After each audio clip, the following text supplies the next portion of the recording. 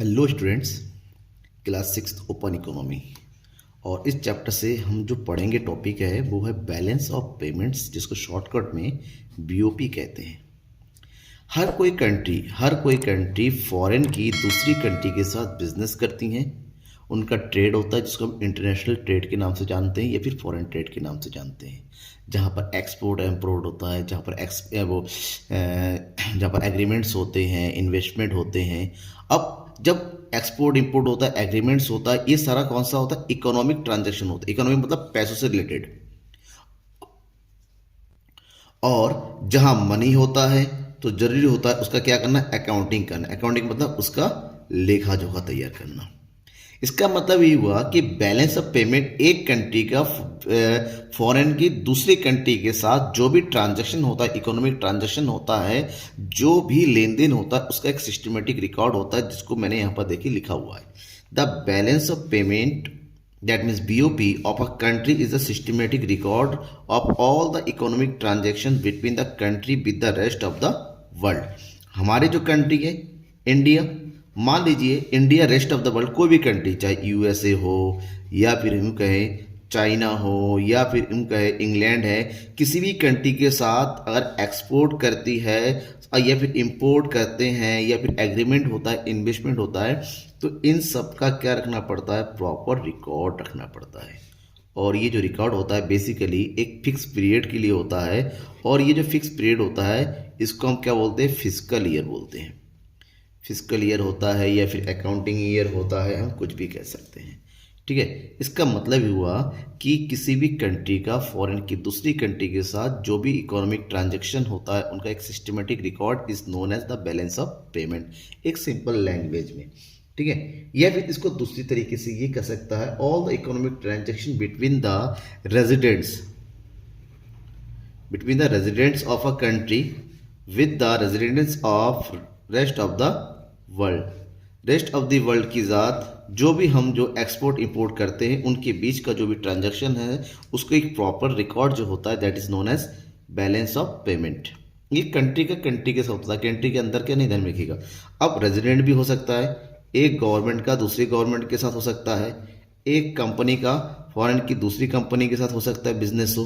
तो इन सब का रिकॉर्ड रखना पड़ता है और इसी रिकॉर्ड को हम क्या बोलते हैं? बैलेंस। कौन तैयार करता है? ये बेसिकली कंट्री की आरबीआई इसको प्रिपेयर करती है। ठीक है, आगे बढ़ते हैं। अब इसमें जो मेन पॉइंट है, जो सबसे इंपॉर्टेंट चीज़ है वो हमें समझना है, वो है components of balance of payment. अगर हम बैलेंस ऑफ पेमेंट की कंपोनेंट्स की बात करें तो इसको कंपोनेंट्स को दो कैटेगरी में बांटा गया है। जो फर्स्ट कैटेगरी होती है उसको बोलते हैं हम करंट अकाउंट्स, और सेकंड जो होता है उसको हम बोलते हैं कैपिटल अकाउंट। अब हमें यह समझना है कि करंट अकाउंट एक्चुअल में क्या होता है और कैपिटल अकाउंट एक्चुअल में क्या होता है। The current account include all the short term और करंट ट्रांजैक्शन। इसमें जो होता है सारे शॉर्ट टर्म या करंट ट्रांजैक्शन को इंक्लूड किया जाता है, ये रिकॉर्ड किया जाता है, ये क्या जाता है? All the long term transactions are recorded. इसमें सारे लॉन्ग टर्म ट्रांजैक्शन होते हैं। अब हमें ये समझना होगा इसमें कौन कौन से ट्रांजैक्शन आते हैं। ठीक है ना, तो पॉइंट टू पॉइंट दोनों समझेंगे। सबसे पहले हम बात करेंगे करंट अकाउंट की। ठीक है, अब अगर हम करंट अकाउंट की बात करें, if we state about the current account, that means it is a statement of actual receipts and payment related to the export and import of goods and services and unilateral transfer during a given period। जो short term transaction होता है जिसमें export और import of goods and services include किया जाता है और unilateral transverse को इंक्लूड किया जाता है। अब ये होता क्या क्या क्या आइटम्स हैं, ठीक ना, जहाँ पर शॉर्ट टर्म आइटम इंक्लूड होंगे उस ट्रांजैक्शन की उस जो रिकॉर्ड होता है उस बुक को हम जो है क्या बोलते हैं? करंट अकाउंट के नाम से जानते हैं। और बेसिकली जो करंट अकाउंट के जो कंपोनेंट्स होते हैं, components of current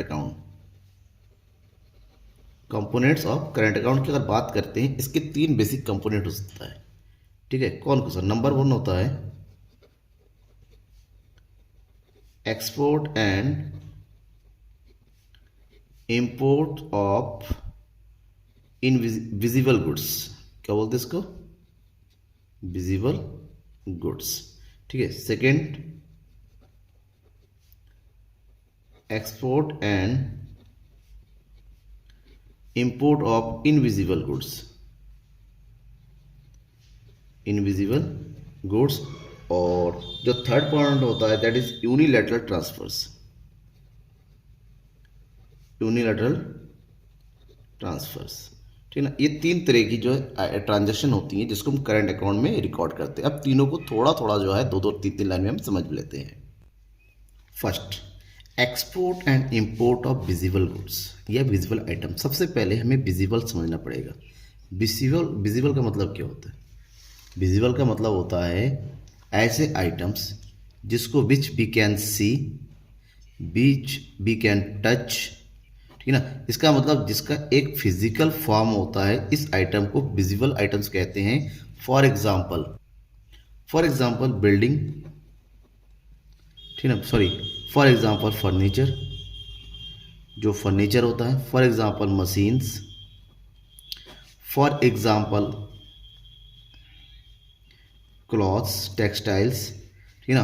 for example other चीज जिसको हम देख सकते हैं, फूड ग्रेन्स वगैरह होता है, फ्रूट वगैरह होता है, इलेक्ट्रॉनिक्स आइटम्स वगैरह होते हैं जिसको हम देख सकते हैं, उन सबको विजिबल। और विजिबल आइटम्स का जो एक्सपोर्ट और इंपोर्ट होता है उसको इसमें शामिल किया जाता है। बेसिकली इसको जब रिकॉर्ड किया जाता है, रिकॉर्ड का स्ट्रक्चर जितने भी एक्सपोर्ट होता है वो बैलेंस ऑफ पेमेंट के, जो एक्सपोर्ट होता है बैलेंस ऑफ पेमेंट के, उसको जो है कहाँ लिखा जाता है? All the exports are recorded in the credit side. जबकि जितने भी इंपोर्ट होते हैं उसको रिकॉर्ड किया जाता है कहाँ पर? डेबिट साइड में। बस आपको ये समझना होगा कि एक्सपोर्ट और इंपोर्ट भी क्या होता है। जो भी गुड्स जिसको हम देख सकते हैं, फिजिकल फॉर्म होता है, उसको इसमें शामिल किया जाता है, ठीक है। अब एक्सपोर्ट और इंपोर्ट ऑफ विजिबल आइटम्स को जो अलग से जो स्टेटमेंट तैयार किया जाता है, ये जो स्टेटमेंट होता है, इस स्टेटमेंट को हम जो एक और नाम से जानते हैं, that is known as balance of trade.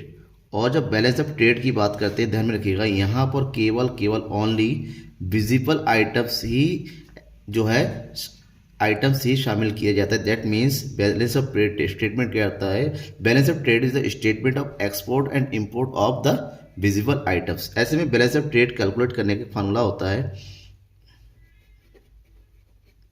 Export of visible items minus import of visible items, ठीक है ना। जो एक्सपोर्ट होता है उसमें से विजिबल आइटम के इंपोर्ट को माइनस कर देते हैं, तो हमें balance of trade. Balance of trade में भी पॉजिटिव होता है, में भी नेगेटिव हो सकता है। ये पॉजिटिव भी हो सकता है, नेगेटिव हो सकता है। क्यों?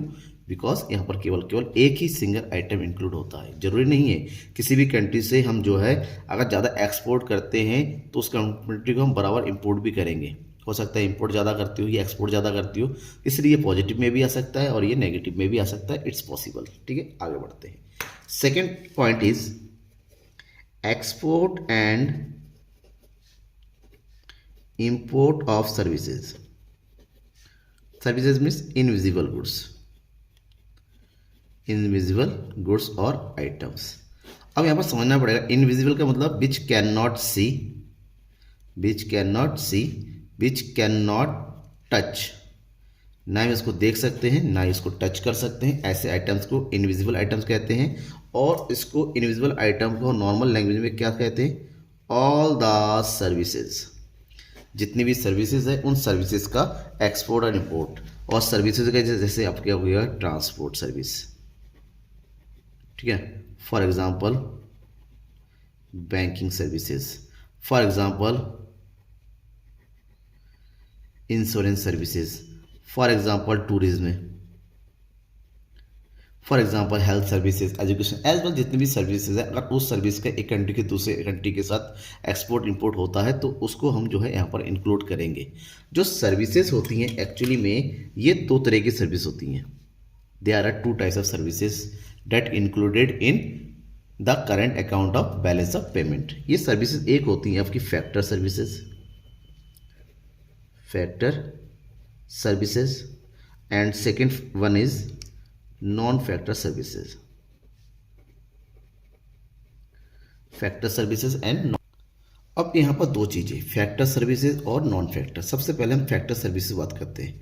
फैक्टर सर्विस का मतलब होता है जो हम फैक्टर प्रोवाइड कराते हैं। फैक्टर फॉर एग्जांपल हम जो प्रोवाइड कराते हैं, जैसे कैपिटल चला गया हम, ठीक है ना, कैपिटल लेना या देना हो जाता है। इसके अलावा कैपिटल के अलावा हमारे यहाँ से क्या जाते हैं, हमारे यहाँ से एम्प्लॉय वर्क करने जाते हैं या बाहर से एम्प्लॉय आते हैं, ठीक है ना। उसके अलावा बाहर की कंपनी यहाँ पर आके लैंड लेते हैं, चाहे वो रेंट में ले चाहे वो परचेस करे, तो कैपिटल के बदले में जो इंटरेस्ट या तो लिया जाता है या दिया जाता है, लैंड के बदले में रेंट और एम्प्लॉय के बदले में क्या दिया जाता है, वेजेस या सैलरी, वेजेस या सैलरी, ठीक है ना। इन सबको टोटल करके जो चीज़ें आती हैं या जाती हैं उसको फैक्टर सर्विस में इंक्लूड करते हैं। दूसरा होता है नॉन फैक्टर के अलावा जो दूसरी चीज़ें हैं उनको हम नॉन फैक्टर सर्विसेज में इंक्लूड करते हैं। For example banking services, for example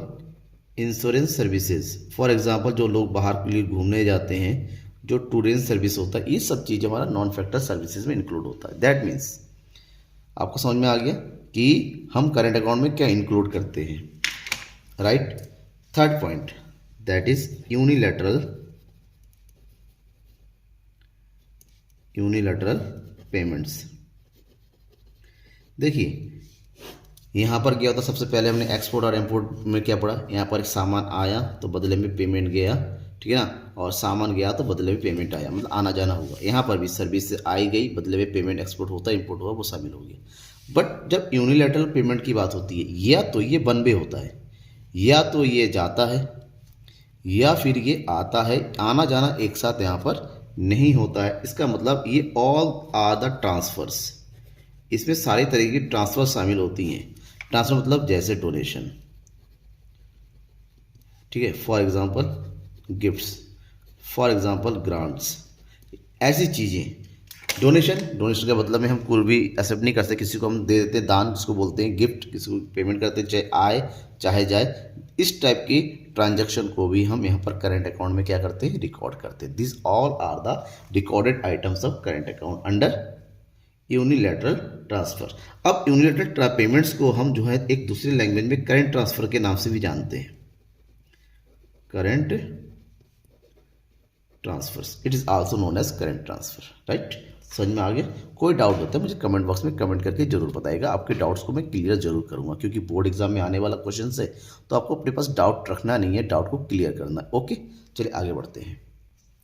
अब हम बात करते हैं कैपिटल अकाउंट की, करंट अकाउंट के बारे में, जिसमें शॉर्ट टर्म आइटम्स रिकॉर्ड होते हैं, जितने भी export import of goods and services related transaction, वो सब आता है। लेकिन जो कैपिटल अकाउंट होता है, कैपिटल अकाउंट में जितने भी लॉन्ग टर्म एग्रीमेंट्स होते हैं, एक गवर्नमेंट का दूसरी गवर्नमेंट के साथ, एक इंस्टीट्यूट का दूसरे इंस्टीट्यूट के साथ, उन सबको रिकॉर्ड किया जाता है। ऐसे में it's record the receipt of payment of such transaction which cause an impact on assets and liability status of a country, मतलब ऐसे ट्रांजैक्शन जिससे उस कंट्री के एसेट्स और लायबिलिटी पर इम्पैक्ट होता है, या तो एसेट्स रिड्यूस होंगी या फिर इंक्रीज होंगी, या लायबिलिटी रिड्यूस होंगी या इंक्रीज होंगी, मतलब किसी भी तरीके से एसेट्स और लायबिलिटी पर इम्पैक्ट पड़ता है। ऐसे ट्रांजैक्शन का रिकॉर्ड कैपिटल अकाउंट के अंडर में होता है, जो एक कंट्री का रेस्ट ऑफ वर्ल्ड के साथ किया जाता है, ठीक है। बेसिकली इसमें वो ट्रांजैक्शन होते हैं जो फ्यूचर क्लेम करें, यानी कि जो लॉन्ग टर्म होता है, फ्यूचर के बिल्डअप होता है। जैसे हमारी कंट्री ने फ्रांस के साथ जो है कई सालों पहले डील किया था राफेल के लिए, किसके लिए,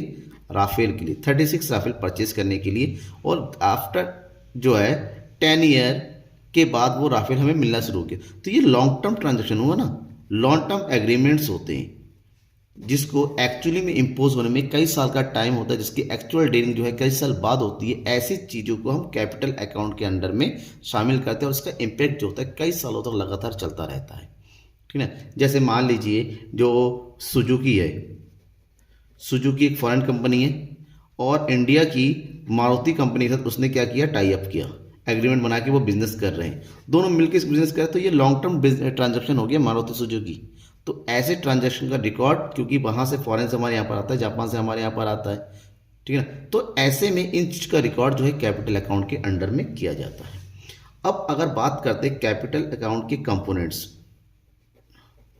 तो इसके कौन कौन से कंपोनेंट्स है, तो ध्यान रखिएगा कि कैपिटल अकाउंट के कंपोनेंट्स में को हम बेसिकली 3 कैटेगरी में बांट सकते हैं, ठीक है ना। 3 कैटेगरी में बांट सकते हैं, कौन कौन सा। नंबर 1 एक होता है foreign investment, foreign investment. Second one borrowings, and third one official international reserves, official international reserves, जिसमें सबसे इंपॉर्टेंट पॉइंट है इन दोनों को समझना कि फॉरेन इन्वेस्टमेंट क्या होता है और बोरोइंग्स क्या होता है। एक एक करके समझते हैं। सबसे पहले हम समझेंगे फॉरेन इन्वेस्टमेंट को, कि आखिर फॉरेन इन्वेस्टमेंट होता क्या। देखिए, एक कंट्री का दूसरी कंट्री के साथ बिजनेस होता है, एक कंट्री दूसरी कंट्री में क्या करती है, इन्वेस्ट करती है, पैसा लगाती है। अगर हम बात करते हैं फॉरेन इन्वेस्टमेंट की, तो किसी की कैपिटल आइटम्स में लगाया गया पैसा, और ये 2 तरीके का होता है। एक होता है आपका FDI और ये दूसरा होता है FII। FDI को पूरा नाम होता है फॉरेन डायरेक्ट इन्वेस्टमेंट, और ये होता है आपका फॉरेन इंस्टीट्यूशनल इन्वेस्टमेंट,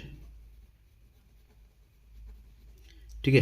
एक होता है FDI, और अब दोनों को समझना पड़ेगा कि आखिर ये FDI क्या होता है और FII क्या होता है। FDI का मतलब होता है जब कोई किसी कंट्री का फॉरेन स्टूडेंट किसी कंट्री में जाके अपने बिजनेस को डायरेक्ट सेटअप करने के लिए इन्वेस्टमेंट करती है और बिजनेस को खुद ऑपरेट करती है, ऐसे इन्वेस्टमेंट को हम FDI कहते हैं। फॉर एग्जाम्पल, चाइना की ओप्पो कंपनी इंडिया में आई, इंडिया में उन्होंने अपनी खुद का फैक्ट्री लगाया, खुद ही बिजनेस को ऑपरेट कर रहे हैं, दिस वन FDI, ठीक है। जबकि FII का मतलब होता है फॉरेन कंपनी यहाँ पर आके खुद बिजनेस सेटअप नहीं करती, यहाँ की बिजनेस में ओनली यहाँ के जो इंस्टीट्यूशंस है उनके शेयर्स पे पैसा लगाती हैं, यानी कि जमे जमाए बिजनेस पे वो लोग शेयर पैसा लगाते हैं, जो प्रॉफिटेबल बिजनेस जो होता है, और वहाँ के बदले में उनको प्रॉफिट अर्न होता है।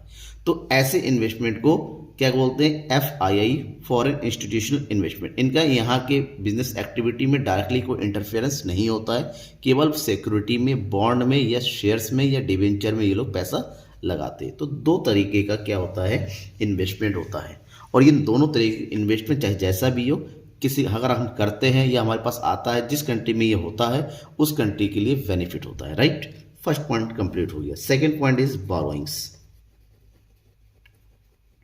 बोरोइंग्स मतलब क्या होता है, बोरोइंग मतलब होता है उधार लेना। उधार लेना, अगर हम लेते हैं तो, या फिर किसी को उधार देते हैं तो, ठीक है।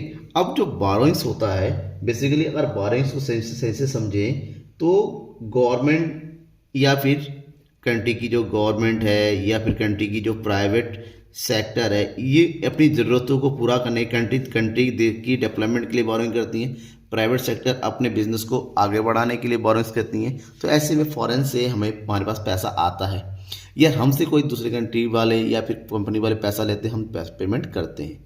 तो इन दोनों का टोटल जो होता है वो बोरोइंग्स की कैटेगरी में आते हैं। अब बोरोइंग्स को जो हम 2 तरीके से पढ़ सकते हैं, 2 तरह की बोरोइंग कह सकते हैं। एक होता है external commercial borrowing,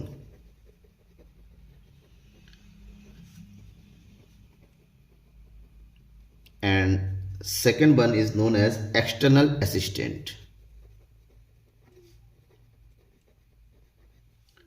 external assistance.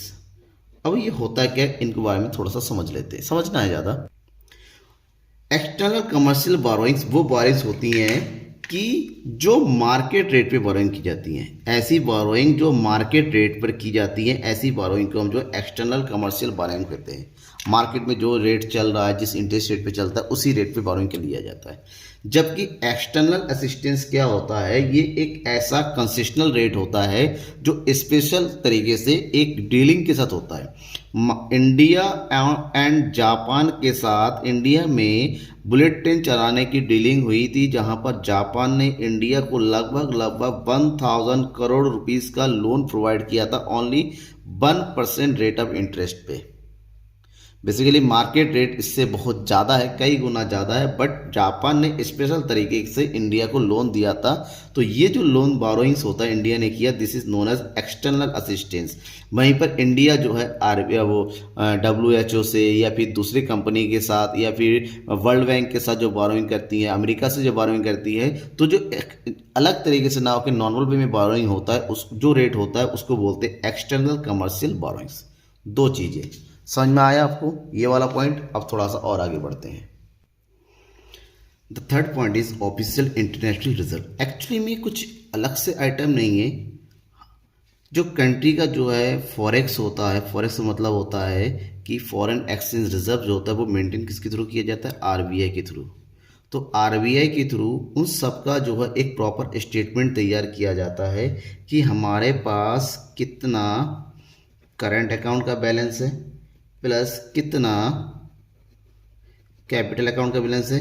तो इन दोनों का प्लस जो इरर्स वगैरह होती हैं, इन दोनों का जो ओवरऑल बैलेंस होता है, इस ओवरऑल बैलेंस को हम जो है ऑफिशियल इंटरनेशनल रिजर्व के नाम से जानते हैं। ये प्लस भी हो सकता है और ये माइनस भी हो सकता है according to the business trade और अकॉर्डिंग टू इंटरनेशनल ट्रेड। ठीक है। अब मान लीजिए अगर ये नेगेटिव कब होता है, जब हमारा इंपोर्ट बहुत ज़्यादा हो जाता है और एक्सपोर्ट बहुत कम होता है। ऐसी कंडीशन में ऑफिशियल इंटरनेशनल रिजर्व हमारा क्या होता है, माइनस होने लगता है। ठीक है। अब मान लीजिए करंट अकाउंट का जो बैलेंस है, करंट अकाउंट का बैलेंस माइनस में है 48,717। मतलब हमने इंपोर्ट ज़्यादा किया था और इंपोर्ट कम ज़्यादा किया था और एक्सपोर्ट कम किया था। इसी कारण से करंट अकाउंट बैलेंस जो होता है क्या होता है, क्योंकि यहाँ पर एक्सपोर्ट और इंपोर्ट ऑफ गुड्स आता है। जबकि हमारी कंट्री में जो इन्वेस्टमेंट आया, हमारे कंट्री से इन्वेस्टमेंट जाने के कंपेरिजन में जो इन्वेस्टमेंट आया बहुत ज़्यादा आया। तो इन दोनों को टोटल करेंगे तो ये माइनस का है, ये प्लस का है। तो इन दोनों के बीच का जो ओवरऑल बैलेंस आएगा, ठीक ना, जो बैलेंस कितना आएगा वो देखते हैं, दैट इज 3। इधर बचेगा 8 में से बन गया 7, इधर बचा 13 में से 7 गया 6, इधर बचा 10 में से 8 गया 2, इधर बचा 8 में से 4 गया 4। 42,673 करोड़ ये है हमारा official international reserve. That means it is the sum total of current account balance and capital account balance is known as official international reserve. और इसको मेंटेन कौन करती है, किसी भी कंट्री की सेंट्रल बैंक, जैसे हमारे कंट्री का RBI। समझ में आया। यहाँ पर हर एक चीज़ को केयरफुली नोट किया जाता है RBI के थ्रू, उसको ऑब्जर्व किया जाता है। उसके बाद और ध्यान में रखिएगा, ठीक है ना, official reserve is shown as a part of capital account BOP। इसको अलग से सेपरेट नहीं दिखा जाता, इसको कैपिटल अकाउंट के एक पार्ट में शो किया जाता है कि हमारे पास इतना ओवरऑल बैलेंस आ रहा है, इतना रिजर्व हमारे पास है पूरे ट्रांजेक्शन वगैरह करने के बाद। समझ में आ गया। ठीक है। अब आगे बढ़ते हैं, कुछ पॉइंट और समझ लेते हैं। अब हम बात करते हैं situation of BOP। What are the main situation of BOP, balance of payment की सिचुएशन कौन होती है। इसको सिचुएशन को दो कैटेगरी में बांट सकते हैं। एक होता है इक्लोरियम सिचुएशन और दूसरा होता है disequilibrium. Equilibrium is when the export and import under BOP both are same, export और import both are equal, that is known as equilibrium period. Because यहाँ पर डेबिट एंड क्रेडिट दोनों क्या हो जाएगा, सेम हो जाएगा, दोनों ही बराबर हो जाएगा। तो ऐसे पॉइंट को हम क्या बोलते हैं, इस कंडीशन में जो करंट अकाउंट है, current account balance plus capital account balance, इसके अलावा जो छोटी मोटी गलतियां होती हैं that is known as errors and omissions, errors and omission. इनका अगर टोटल करते तीनों का, इनका टोटल हमेशा किसके बराबर होगा, 0 के बराबर होगा। अगर ये 0 के बराबर होता है इसका मतलब ये हो गया BOP equal. Basically normal situation में, इन नॉर्मल सिचुएशन ये हमेशा क्या होता है, इक्लोरियम, हमारा BOP हमेशा इक्लोरियम भी होता है। लेकिन कुछ केसेस ऐसे आते हैं जहां पर ये डिसइक्लोरियम हो सकता है, यानी कि ये जो है बराबर नहीं हो सकता। डिसइक्विलिब्रियम के दो केस है, एक होता है सरप्लस सिचुएशन और दूसरा होता है आपका deficit situation, surplus and deficit. CBSE board ने इसको डिलीट कर रखा है, बट हो सकता है बाकी बोर्ड में हो, मैं बता दूंगा। सरप्लस सिचुएशन क्या होता है? सरप्लस सिचुएशन एक ऐसा सिचुएशन होता है जहां पर कंट्री का एक्सपोर्ट जो होता है ज़्यादा होता है इंपोर्ट की कंडीशन में।